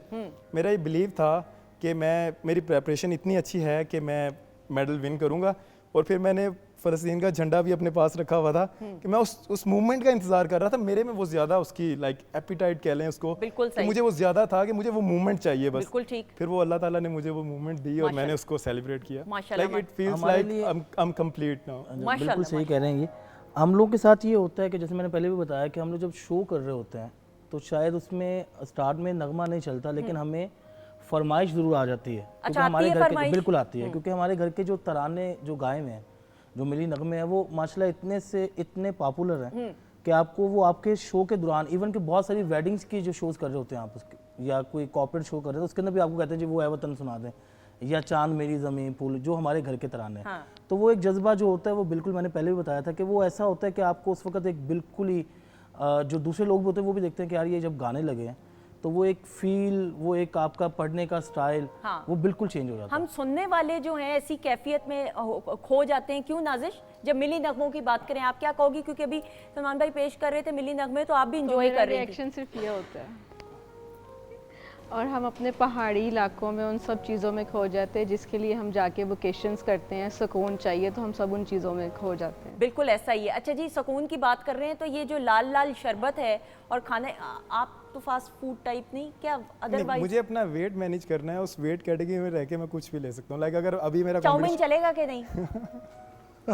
मुझे अपनी कैलोरीज मैनेज करनी है वो, कैलोरीज? क्योंकि आपको हर जो एक अगर फैट है उसमें से आपको कैलोरीज मिल रही है। ना ही समझें, इधर से तो ना ही समझें, नहीं लेकिन थोड़ा सा चेक तो लेंगे ना भाई, कुछ ना कुछ तो लेफ्ट राइट हो सकता है। अच्छा जी बताएं, वेजिटेबल्स खा सकते हैं उसकी जगह, नूडल्स नहीं खाएं, उसकी वेजिटेबल्स खा सकते बाकी हैं। मतलब चुन चुन के निकाले बैठ के नहीं, सब्जियां? मैंने वेजिटेबल्स ऊपर अलग से लगाई हैं तो इजीली रियली दिखाएं जरा प्रेजेंटेशन और बताएं तरीका क्या है चाउमीन का, बताइए। अच्छा, ये मैंने स्टर फ्राइड नूडल्स बनाए हैं। ठीक इसके है। लिए मैंने सबसे पहले चिकन को गार्लिक में सौते किया, उसके अंदर मैंने mustard, black pepper, salt add किया। उसके बाद मैंने ऑल वेजिटेबल्स, जो भी सीजनल वेजिटेबल्स थी उसको मैंने ऐड किया, और उसके बाद मैंने उसको अच्छे से सौते किया। सौते करने के बाद मैंने उन्हें सेपरेट कर लिया। मैंने बॉयल नूडल किए, नूडल्स के अंदर मैंने सोया सॉस, विनीगर और ऑस्टर सॉस, चिकन पाउडर और ब्लैक पेपर को अच्छे से टॉस किया, और उसके ऊपर मैंने वेजिटेबल्स डाल के ऊपर सेसमे से गार्निश कर दी। बिल्कुल सही, थैंक यू सो मच, बहुत शुक्रिया, उम्दा प्रेजेंटेशन है, उसको चखा जाएगा ब्रेक में। लेकिन इससे पहले Usman, thank you so much. Thank you so much. All the way. Upcoming event के बारे में कोई बताना चाहेंगे? कोई हाँ, टूर्नामेंट? मेरा नेक्स्ट प्लान, अभी वर्ल्ड चैंपियनशिप की डेट अनाउंस नहीं हुई, ओके, तो मेरा प्लान है कि ये जो सिल्वर मेडल है इसको भी गोल्ड फेयर इंशाल्लाह बना दूं इसको। इस वादे के साथ कि गोल्ड मेडल के साथ आएंगे और इधर ही लैंड करना है। इंशाल्लाह इंशाल्लाह हेलीकॉप्टर में आइएगा ताकि उसको कहें इधर ही छत पे पीटीवी की उतार दे भाई, बेटा। इतना प्रोटोकॉल मिल जाए। हाँ बेस्ट है, सीढ़ियों से नीचे आ आ जाइएगा। जाऊंगा मैं। थैंक यू सो मच जी। अच्छा जी सलमान भाई प्लीज आ जाइए, the stage is all yours. Thank you जी। वतन की मट्टी सलाम तुझ पर, सलाम तुझ पर, सलाम तुझ पर। वतन की मट्टी सलाम तुझ पर, सलाम तुझ पर, सलाम तुझ पर। हमारी नस्लें करेंगी हरदम कयाम तुझ पर, सलाम तुझ पर। वतन की मट्टी सलाम तुझ पर, सलाम तुझ पर, सलाम तुझ पर।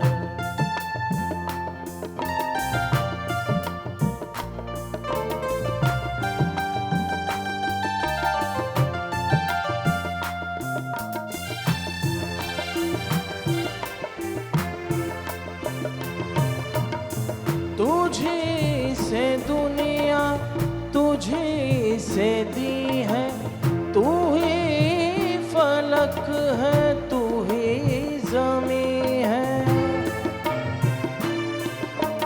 हमारा जीना हमारा मरना मदाम तुझ पर, सलाम तुझ पर। वतन की मट्टी सलाम तुझ पर, सलाम तुझ पर, सलाम तुझ पर।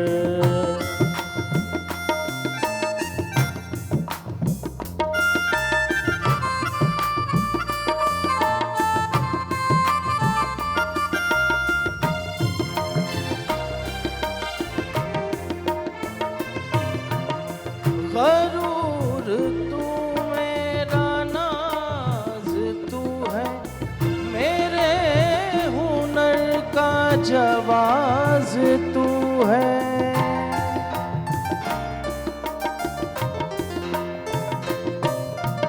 गरूर तू मेरा नाज तू है, मेरे हुनर का जवाज तू है। मुझे मिला है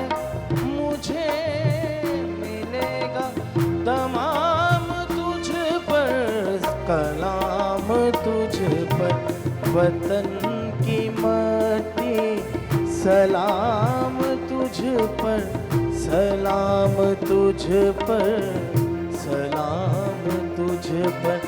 हमारी नस्लें करेंगी हरदम कयाम तुझ पर, सलाम तुझ पर।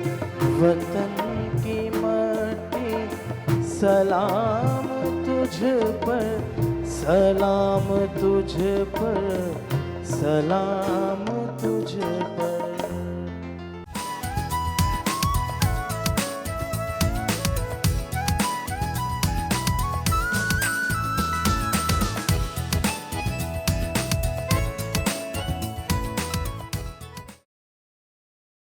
जी ख़वातीन हज़रात, हम आपको खुश आमदीद कहते हैं वीकेंड एट होम की programming Pakistan television network Lahore centre से आप देख रहे हैं। हमारे प्रोग्राम के आगाज़ से शेफ़ नाजिश किचन सेगमेंट में मौजूद हैं हमारे साथ सलमान अमजद, अमानत अली ख़ान, पटियाला घराने के चश्मो चिराग। और इनका नाम देखने के लिए, ताकि कहीं लेफ्ट राइट ना हो जाए, इसलिए कार्ड की तरफ देखती हूँ, वरना हमारे तो भाइयों की तरह तो मैं इनको सलमान भाई कहती हूँ। बहुत शुक्रिया सलमान भाई। और अभी जो आपने एंड में मिली नगमा सुनाना है, उसके बारे में भी हमने बात करना है, बहुत ज़रूरी है। लेकिन ब्रेक के बाद ख़वातीन हज़रात, मेरे तो टीचर हैं and I learn so much from doctor साहब, प्रोफेसर साहब, क्योंकि जब हम डॉक्टर अख्तर सिंधु साहब की बात करते हैं तो ये ना सिर्फ एक टीचर हैं, ना सिर्फ एक मेंटोर हैं, ना सिर्फ एक हिस्टोरियन हैं, बट इंस्पिरेशनल पर्सनालिटी भी हैं और मोटिवेशनल पर्सनालिटी भी हैं। पाकिस्तान टेलीविज़न नेटवर्क की जब भी बड़ी बड़ी नशरियात का एहतमाम किया गया या प्रोग्रामिंग हो तो, और पाकिस्तान के बारे में, हिस्ट्री के बारे में, जनरल नॉलेज के इजाफे के हवाले से और ज़िंदगी को राह रास्त पे लाने के लिए इनकी गाइडेंस एंड काउंसलिंग की ज़रूरत इसलिए क्योंकि अल्लाह ताला ने इनको बहुत बड़े बड़े ओहदों पे फाइज किया है।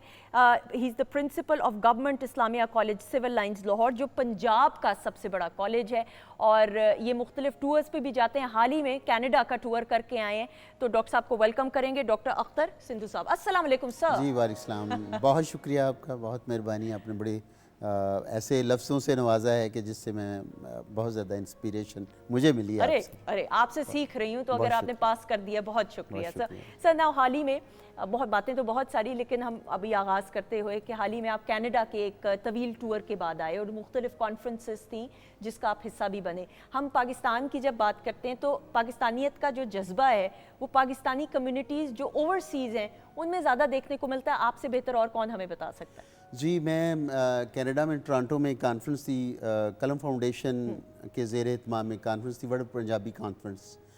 तो उसमें I was invited by doctor Jasbir Singh Bopar आए और बहुत अच्छी 3 दिन की कॉन्फ्रेंस थी। लेकिन सबसे ज़्यादा अच्छा ये लगा कि वहाँ पे जो हमारे पाकिस्तानी जो डियास्पोरा है उन्होंने मुझे मदऊ किया मुख्तलिफ़ लेक्चर्स में, मुख्तलिफ़ उसमें आमिर नसरुल्लाह से नवीद चौधरी, हज़रत शाम, शायर, जितने भी शायर अदीब थे, सब लोगों ने तकारीब, इवन जिस दिन मैं वापस मेरी फ़्लाइट थी उस दिन भी उन्होंने कहा जी कि 4 बजे आपका जो है ना वो मुशायरा है। तो मैंने कहा जी मेरी तो पहले फ़्लाइट है, तो मैं माजरत खा हूँ फिर से।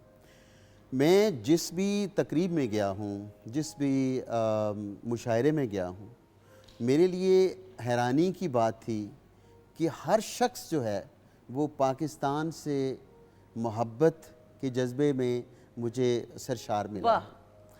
और ख़ास तौर पे जब उनकी शायरी सुनता था मैं उसको एक रिसर्चर की हैसियत से उसको गौर करता था कि इसका सब्जेक्ट क्या है पोइट्री का, कि उसकी जो अगर वो नज़्म पढ़ रहा है तो उसका सब्जेक्ट क्या है, थीम क्या है, अगर वो गज़ल पढ़ रहा है तो उसमें क्या है उसका, कोई ना कोई शेर, अगर गज़ल भी पढ़ रहा है ना कोई शेर जो है वो अपने वतन पाकिस्तान के मुतालिक होती थी। वाह। और सम टाइम तो बिलीव मी, जब वो कोई एक नज़्म जो है वो उसको देते थे, नज़्म का आपको पता है एक ही मौजू होता है, उसको लेके चलती है, तो उस थीम में जब वो अपने पाकिस्तान को थीम बना के तो वो करते थे, तो सम टाइम यकीन करें कि आंखों में अश्क उतर आते। बिल्कुल सही। कि भी ये समझ नहीं आती थी कि हम ये समझते हैं कि पाकिस्तान में अगर हमें कुछ मसाइल हैं तो ये जो बाहर लोग हैं, बल्कि मैंने उन्हें कहा भी, मैं तो ये समझता था कि आप जो बाहर लोग रहते हैं आपको लोगों को तो कोई प्रॉब्लम ही नहीं है, तो वहाँ पे बड़े एक फैसिलिटेटिंग एनवायरनमेंट है, तो आपके लिए तो बहुत अच्छी बात है। लेकिन आप लोगों के अंदर तो एक दर्द बढ़ा हुआ है, एक जो है हर जहाँ पे जो डेवलपमेंट होती है, जो कि वो इकोनॉमी से रेलेवेंट हो, पॉलिटिक्स से रेलेवेंट हो, कल्चर से रेलेवेंट हो, किसी भी शोबे से शोबा है ज़िंदगी से हो मुतालिक हो, वो वहाँ पे ख़बर ऐसे लगता है कि ये लोग वहाँ पे कनाडा में नहीं बैठे हुए, ये पाकिस्तान में बैठे हुए, और सबसे पहले खबर उनको और एक दूसरे से डिस्कस कर रहे होते हैं कि ये बात हो रही है, ये बात हो रही है, ये बात। और मैं चुप करके सुनता रहा। मैंने कभी सिर्फ एक क्वेश्चन मैंने किया कि मैंने उन्हें ये कहा कि भाई मुझे ये बताएं कि आप लोग एक अच्छे इन्वायरमेंट में रह रहे हैं, यहाँ पे तो आपको खुशियाँ ही खुशियाँ हैं। बिल्कुल सही। उन्हें क्या, नहीं, हमारा दिल वहाँ पे ही है। और ये मेरा ये पहला एक्सपीरियंस नहीं, जब मैं इंग्लैंड में पढ़ रहा था तो वहाँ पे भी यही सूरत हाल होती थी। और एज अ स्टूडेंट तो आप बेहतर तरीके से, जी और बिल्कुल, हाँ। तो जब भी बात होती थी तो वो यही बात होती। अगर एकेडमिशियन होता था तो इवन वो पाकिस्तान में जो टेक्स्ट बुक्स हैं उसके हवाले से मुझे क्वेश्चन कर रहा था कि आप हिस्ट्री से हैं तो वहाँ पे हिस्ट्री का जो टेक्स्ट बुक्स हैं उसके लिहाज से जो स्कूल में पढ़ाई जा रही है हिस्ट्री, जो कॉलेज जो यूनिवर्सिटी लेवल के ऊपर पढ़ाई जा रही है, उसका जो है वो हमने ये सुना है क्या ये। और मैं बिल्कुल हैरान हुआ कि मैं जब पाकिस्तानी एम्बेसी में लंदन में उन्होंने एक 23 मार्च का फंक्शन था, उन्होंने इनवाइट किया, तो वहाँ पे मैडम शम्मा थी, डॉक्टर शम्मा, मुझे याद है वो प्रेसिडेंट थी। तो उन्होंने जब उनसे तारुफ हुआ तो उन्होंने सबसे पहले मुझे क्वेश्चन किया कि डॉक्टर संधू, मैंने ये सुना है कि ये जो टेक्स्ट बुक्स है वहाँ फलां टॉपिक निकाल दिए गए। मैंने कहा ऐसी कोई बात नहीं, मैं पंजाब टेक्स्ट बुक बोर्ड की बहुत ज़्यादा रिव्यू कमेटी का को चेयर किया हुआ है, कन्वीन किया हुआ है मैंने, तो ऐसी कोई बात नहीं है। तो ये एक प्रोपेगेंडा है। सो वहाँ पे बाहर जाने से एक मौका मिलता है कि हम अपने मुल्क को ना सिर्फ प्रेजेंट कर सकें या रिप्रेजेंट कर सकें, बल्कि वो चीज़ें जो एक मिसअंडरस्टैंडिंग्स होती हैं, जो मुख्तलिफ ज़राए से या कोई ऐसे लोग होते हैं कि वहाँ पे जाके उनको मिसअंडरस्टैंडिंग क्रिएट करते हैं, उनको करेक्ट करने का हमें मौका मिलता है। स्कॉलरशिप का मतलब ही है कि जब स्कॉलर्स वगैरह बाहर जाते हैं तो उनसे लोग उन्हीं के बारे में क्वेश्चन करते हैं। बस मुझे याद है मैं सबसे पहले जो ऑनलाइन मैंने लेक्चर दिया था यूनिवर्सिटी ऑफ साउथहैम्पटन में, उस वक्त मैं पढ़ रहा था, तो पहला मेरा ज़िंदगी का वो जो लेक्चर था, तो उसमें मुख्तलिफ यूनिवर्सिटीज़, ऑस्ट्रेलिया की यूनिवर्सिटी, कैनेडियन यूनिवर्सिटी ऑनलाइन वो उसमें थे। सही। तो वो क्वेश्चन मेरा था मुस्लिम सिख रिलेशंस 47 से पहले का। ठीक है। लेकिन जो मुझे पहला क्वेश्चन आया वो पाकिस्तान में जो मिनॉरिटीज़ हैं उनके बारे में क्वेश्चन आया कि जी उनके बारे में आप बताएं। अच्छा। कि उनकी मिनॉरिटीज़ को, तो मैंने उन्हें सिंपल वो मैंने कहा कि मिनॉरिटी के जितनी उनकी तादाद है, आप असेंबलियों में देखें उनकी जो रिप्रेजेंटेशन है उनकी परसेंटेज से कई गुना ज़्यादा है। ऐसा ही है। और उनकी मिनिस्ट्री जो है वो एक दो जो है ना वो ज़रूर मिनॉरिटी की मिनिस्ट्रीज पाकिस्तान में होती हैं। और वहाँ पे जो टेम्पल्स हैं, गुरुद्वाराज हैं, वो सारे महफूज हैं। बल्कि एक बंदे ने तल्ख बात थोड़ी सी की, तो मैंने उसे कहा कि आप गोल्डन टेम्पल के ऊपर तो हमला हो गया अमृतसर में, कभी पाकिस्तान में भी आपने सुना है कि किसी गुरुद्वारा साहब के ऊपर हमला हुआ? ऐसा ही है। ठीक, ऐसा ही है। सो उस लिहाज से अब देखें कि वो जो भी हैं वो पाकिस्तान के हालात के बारे में क्वेश्चन करते हैं। बिल्कुल। और जो स्कॉलर्स होते हैं जो बाहर टूर पे जाते हैं, ये एक्चुअली एम्बेसडर्स होते हैं पाकिस्तान।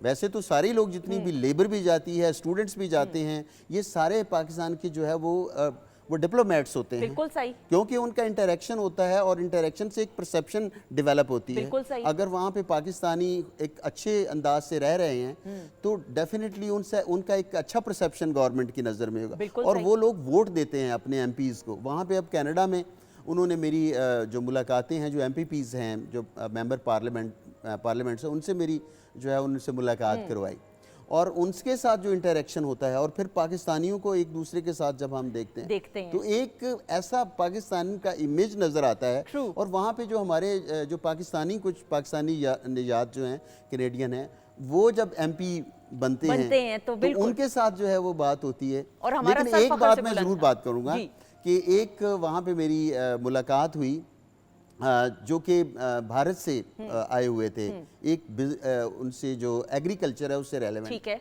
तो वो वहाँ पे ये तकरीर कर रहे थे कि हम फलां चीज़ें जो हैं वो ऑर्गेनिक उगा रहे हैं वहाँ पे पंजाब में। ठीक है। और आप लोग इसके लिए हमें फैसिलिटेट करें कि आप हमारे क्लाइंट्स बने और हम आपको ऑर्गेनिक ये चीज़ें देंगे। ठीक है। तो मैं ये सोच रहा था, ये मुझे कमी नज़र आई कि हमारे लोग यहाँ पे कोई क्यों नहीं है कि यहाँ पंजाब में जो चीज़ होती है तो वहाँ पे उसको हम जो है ना एक्सपोर्ट कर सकें, और वहाँ पे जो है वो पाकिस्तानी के बहुत बड़े स्टोर है, बहुत अच्छी पाकिस्तान तो ज़िंदगी बसर कर रहे हैं। मुल्क है। सर मैं यहाँ पे एक सवाल है, यू बीइंग अ हिस्टोरियन, नौजवान हम तो अपने निसाब के थ्रू भी और हमारा वक्त ऐसा था दैट अभी सोशल मीडिया का दौर का स्टार्ट था और अभी ग्रो कर रहा था। अब तो जो नौजवान नस्ल है, मेरी अपनी बेटी भी, मुझे लगता है बच्चे ज़्यादा वेल इक्विप्ड हैं टेक्नोलॉजिकली भी, और किताबों से भी मुझे लगता है थोड़ी सी दूरी बढ़ती जा रही है। यू बीइंग अ हिस्टोरियन, जो नौजवान नस्ल हैं या जो बच्चे हैं, उनको किन किन किताबों को पढ़ना चाहिए पाकिस्तान की तारीख को समझने के लिए ऑथेंटिसिटी के साथ? ये बड़ा आपने खूबसूरत क्वेश्चन किया है कि कौन सी किताब। एक्चुअली किताब इल्म होता है, उसमें कभी ये सिलेक्शन की ज़रूरत नहीं है कि कौन सी किताब पढ़नी चाहिए। सही। किताब पढ़नी चाहिए, वाह। क्योंकि किताब जो है वो एक स्कॉलर का जो जहन है या उसकी जो एक तपस्या है, जो उसकी रियाजत है, उसका निचोड़ उसने रख दिया होता है उस किताब में। बिल्कुल सही। और उसका इवन मैंने वहाँ पे नवीद चौधरी जो मेरा लेक्चर वहाँ पे किया, वहाँ पे तो वहाँ पे 60 ईयर्स और उससे ज़्यादा के लोग जो है ना, इस उम्र के लोग पाकिस्तानी जो है वो मौजूद थे। तो मैंने उन्हें ये कहा कि भी आप लोग यहाँ पे बैठे हुए हैं, तो मैं आपको एक आइडिया देता हूँ कि आप लोग पाकिस्तान से आए और यहाँ पे आके कनाडा में सेटल हुए, आपकी आगे औलादें हुई, आपका एक्सपीरियंस एक बहुत ज़्यादा एक बेनिफिशियल हो सकता है आने वाली नस्लों के लिए। अगर आप एक एक चैप्टर लिख दें, बिल्कुल सही, तो उसकी 3 किताबें, जितने लोग बैठे हुए 3 किताबें बन जाएगी। बिल्कुल सही। तो किसी जो जिसको बायोग्राफी या ऑटोबायोग्राफी हम कहते हैं या खुद नविश्त कहते हैं, जो या साने उम्री कहते हैं, उससे बहुत ज़्यादा जो उसको लोग पढ़ते हैं, ठीक है, कि इसने किस तजर्बात से ये गुजरा है। सही। हमारे नौजवान या हमारे जो नौजवानों के जो वालिदैन हैं या ऑफिसर्स हैं या पॉलिटिशियंस हैं, या अगर अपनी वो बायोग्राफी भी लिख लेना, बिल्कुल ठीक, और वो ये लाजमी इसके एक मैसेज मैं दे रहा हूँ पेरेंट्स के लिए, मसलन अगर आप भी हैं, अगर आप अपनी लाइफ के ऊपर ये आप एक चीज़ एक लिख दें, तो वो आपके जो बच्चे हैं या आपसे जो रिलेटेड लोग हैं, उतने अच्छे अंदाज से पढ़ेंगे और उससे सीखेंगे। सर लेकिन मैं कता कलामी की माफ़ी, लेकिन कौन सी ऐसी रेलेवेंट किताबें मैं ज़रूर चाहूँगी, मैं अपनी नॉलेज के लिए भी, मैं उसके लिए ये चूंकि मेरा टीचिंग से है कि अब एक बच्चा जो है उसकी साइंस में दिलचस्पी है, तो उसमें और किसी बच्चे की जो जियोग्राफी में, हाँ, 2 चीज़ें बड़ी इंपॉर्टेंट होती हैं थ्रू आउट द हिस्ट्री। एक हिस्ट्री की किताब और एक लिटरेचर की। बिल्कुल सही। ये 2 ऐसे सब्जेक्ट हैं कि जिसको लोग अपने सराहने में किताब रख के थे और उस सोते वक्त जो है वो किताब उसको ज़रूर पहले पढ़ते थे। और ये अजीब तरह का एक थोड़ा सा ट्रेंड पाकिस्तानी यूथ में है कि वो अब किताब से या लाइब्रेरी से दूर हैं। मैं जब इंग्लैंड में पोस्ट डॉक करने गया था, तो वाइस चांसलर साहब से हमारी बात हो रही थी, तो वो भी यही कह रहे थे, साइंस के थे वो, तो उन्होंने कहा कि अब कौन लाइब्रेरियों में जाता है, अब तो जो लैपटॉप खोले हर चीज़ मोबाइल के ऊपर पड़ी है, तो लाइब्रेरी को कौन देखता। तो मैं चुप कर गया, क्योंकि वो सीनियर थे और उनका एक्सपीरियंस थी, बाहर से भी वो भी पढ़े हुए थे। लेकिन जब मैं वहाँ पे गया तो मैंने देखा कि हर बारों में एक लाइब्रेरी मौजूद है। सही। और वहाँ पे छोटे छोटे बच्चे जो हैं उनके लिए कंपलसरी है कि वो उनको लाइब्रेरी में लेके बिल्कुल सही। और फिर ब्रिटिश लाइब्रेरी में हमने काम किया, तो वहाँ पे जो बच्चे जिनका काम ही नहीं है वहाँ पे, क्योंकि वो तो एक रेफरेंस लाइब्रेरी, तो वहाँ पे ब्रिटिश लाइब्रेरी में वो छोटे बच्चों को लेकर, बल्कि यहाँ पे भी, यहाँ तक मैं हमेशा ये बात करता हूँ कि हर घर में जो वहाँ पे बच्चे खेलते हैं, जो या टीवी लाउंज जो है, वहाँ पे एक छोटा शेल्फ जो है किताबों का वो जरूर होना चाहिए, ताकि बच्चे खेलते वक्त जो है वो किताबों को सामने देखें और उनका किताब की तरफ रुझान हो। आपने जब लाइब्रेरी की बात की ना, हमारे बचपन में ये होता था कि हम बहन भाई, हमने एक कमरा बनाया हुआ था और वो लाइब्रेरी थी, और हमने खेल तमाशे में ही वो एक करते करते करते इतनी किताबें माशाल्लाह, हर तरह की स्टोरी बुक्स, और हमारे एरिया में जो बच्चे थे, हमारे नेबर्स थे, दोस्त वगैरह थे, तो हम लाइब्रेरी कार्ड बनाया करते थे, और वो ऑन अ लाइटर नोट इस तरीके से वो 2 बच्चों से शुरू हुआ, 4 बच्चों से करते करते 20-25 बच्चे हमारे जितने भी जानने वाले थे, आसपास के रहने वाले नेबर्स थे, वो आना शुरू हो गए उस लाइब्रेरी में। और आज भी मैं समझती हूँ कि जब हम उस एक्सपीरियंस को याद करते हैं, वो बैठना, वो बातचीत करना, वो तजुर्बा, वो कहीं पे भी नज़दीक नहीं आता बनिस्बत कि आप लैपटॉप के ज़रिए आप पढ़ने की कोशिश करें। तो ख़वातीन हज़रात, बच्चों को, नौजवान नस्ल को लाइब्रेरीज़ का जो है दोबारा से ये हैबिट डेवलप करवाना ज़रूरी है, और अगर ये हैबिट नहीं आदत हुई डेवलप, तो इसको करवाइए ताकि बच्चे की किताब से दोस्ती हो सके। बिल्कुल। उसमें एक और चीज़ भी है शायद, कि हमारा जो कल्चर है उसमें जो फूफियाँ मासियाँ जो वो बच्चों को कहानियाँ सुनाया करते थे, वो ट्रेनिंग एक बच्चे की हो जाती थी, तो वो फिर जब स्कूल में जाता था तो वो किताब की तरफ, कहानियों की किताब की तरफ, होती कहानियों की किताब की तरफ, तो मेरा ख्याल है कि वो एक थोड़ा सा माइनस है चीज़। हाँ। अगर उसमें हमारे जो जितने भी सुनने वाले हैं वो इस चीज़ में अपने बच्चों को वही कहानियाँ और वो चीज़ को रिवाइव करें, हमारी कल्चरल जो हेरिटेज है जिसमें फोक विजडम है, ऐसा ही है। तो वो फिर लाइब्रेरी स्कूल में जब जाएंगे तो डेफिनेट लाइब्रेरी। जैसे ख़वातीन साहब, जितना पाकिस्तान कैसे आज़ाद हुआ, आज़ादी की तहरीक, छोटे छोटे वाक़यात के ज़रिए अगर सुनाएंगे तो बच्चे ऑन अ लाइटर नोट समझ भी पाएंगे और फिर उसको इस आज़ादी की कदर की अहमियत का एहसास भी होगा। सलमान भाई, आप कुछ कहना चाह रहे हैं? फिर हम मैं खुदा वही हाफिज़ कहते हैं। इनकी बात को बड़ा कर रहा था कि मैं अपने ऊपर हम लोग देखते हैं सब कुछ आपको फ़ोन पे या लैपटॉप पे नहीं मिल सकता। बिल्कुल ऐसा ही है। बहुत सारी चीज़ें ऐसी होती हैं, जैसे हम लोगों ने कुछ चीज़ें मैं ढूंढ रहा था, कुछ कलाम थे मीर अनीस के, दबीर के, तो वो हमें वहाँ पे नहीं मुझे मिले, तो फिर मुझे लाइब्रेरी जाना पड़ा। ऐसा ही है। पंजाब लाइब्रेरी के अंदर गया, फिर जाके उन्होंने मुझे बताया कि एक पूरा शेल्फ था उनका बहुत बड़ा, वहाँ से मैंने वो कलाम निकाले। तो बिल्कुल ऐसे होना चाहिए कि आपको बच्चों को बिल्कुल ये शऊर देना चाहिए कि आपको इस चीज़ में करना चाहिए, बनाना और चाहिए। किताब की ऑथेंटिसिटी को नहीं आप चैलेंज कर सकते। किताब जो पब्लिश हुई है उसकी ऑथेंटिसिटी अपनी जगह होती है। सब ऑथेंटिसिटी के अलावा जो किताब खोलने में, अरे उसमें जो पेज से आपको एक जो खुशबू आती है भाई, वो खुशबू ठीक तो है, वो आपकी जो ज़हन की तरावत है बिल्कुल, वो उसमें जो इजाफा करता है। हर चीज़ का एक अपना डेकोरम है, उसकी एक अपनी अफादियत है। कागज बदलने हाँ की, जी। चेंज करने की जो उसकी जो आवाज़ है, है। आप ये देखिए ना कि वो कहा जाता है कि चंद आवाज़ें हैं जो आसमान तक जाती हैं। ऐसा ही है। एक घोड़ों के सुमों की आवाज़, एक कलम चलने की आवाज़, ठीक। तो इस लिहाज से ये है कि ये बहुत बड़ी बात है कि किताब जो है वो उसको लिखना और लिखने से कलम का जो है रिश्ता, आप अगर उसमें देखें तो कलम का रिश्ता तो ख़त्म हो जाता है। बिल्कुल ऐसे ही, बिल्कुल ऐसे ही। सब गुफ्तगू ऐसी, लेकिन वक्त चूँकि कम है, मुझे कहा जा रहा है कि अब खुदा हाफिज़ कहने का वक्त आ चुका है। लेकिन आपका बहुत शुक्रिया, मुख्तसर वक्त में भी आप बहुत कुछ समझा पाते हैं। थैंक यू सो मच, बहुत जी, बहुत मेहरबानी, बहुत शुक्रिया, बहुत मेहरबानी। Thank you. शेफ़ नाजिश का भी शुक्रिया अदा करते हुए, आपका शुक्रिया अदा करते हुए, लेकिन उससे पहले जो आपने मिली नगमा पेश करना है, जो आपके बड़े बुजुर्गों ने इसको पेश किया और जिसकी वजह से आपके दादा जान ने पेश किया, उसका थोड़ा सा बताते हुए भी, और जो एजाज़ात हासिल हुए। देखिए, हमारा घर के अंदर प्रायर परफॉर्मेंस बहुत ज़्यादा है, 17 इम्तियाज़ हैं, तमगा इम्तियाज़ है। उसके साथ साथ 2 ऐसे अवार्ड हैं जो किसी सिंगर के पास नहीं है, जो कि तमगा खिदमत है। वाह। जो ए वतन प्यारे वतन जो इन्होंने गाया था, बॉर्डर पे जाके गाते थे उस दौर के अंदर। तो वहाँ पे खान साहब बताते थे कि जब हम जाते थे तो रेडियो पाकिस्तान से वो नशर होता था और पाकिस्तान टेलीविज़न भी उसको दिखाता था। तो उसके बाद जब वो ये नगमे गाए तो उसमें से ए वतन प्यारे वतन एक ऐसा नगमा था जिसकी वजह से उनको ये 2 अवार्ड मिले हमारे घर को, जो तमगा खिदमत था। बिल्कुल, जो सिंगरों के पास नहीं होता, ये बिल्कुल डिफरेंट शोबों के लोगों के पास होता है। तो ये बाइसे फ़ख्र बात है। आ जाइएगा बहुत सारी क्लैप में, और हमारी तरफ से खुदा हाफिज़ जी। इंशाल्लाह आपसे अगले प्रोग्राम में मुलाकात होगी। आ जाइएगा बहुत सारी क्लैप में। ए वतन, अरे वतन, तन पाक वतन, ए मेरे प्यारे वतन, ए वतन प्यारे वतन।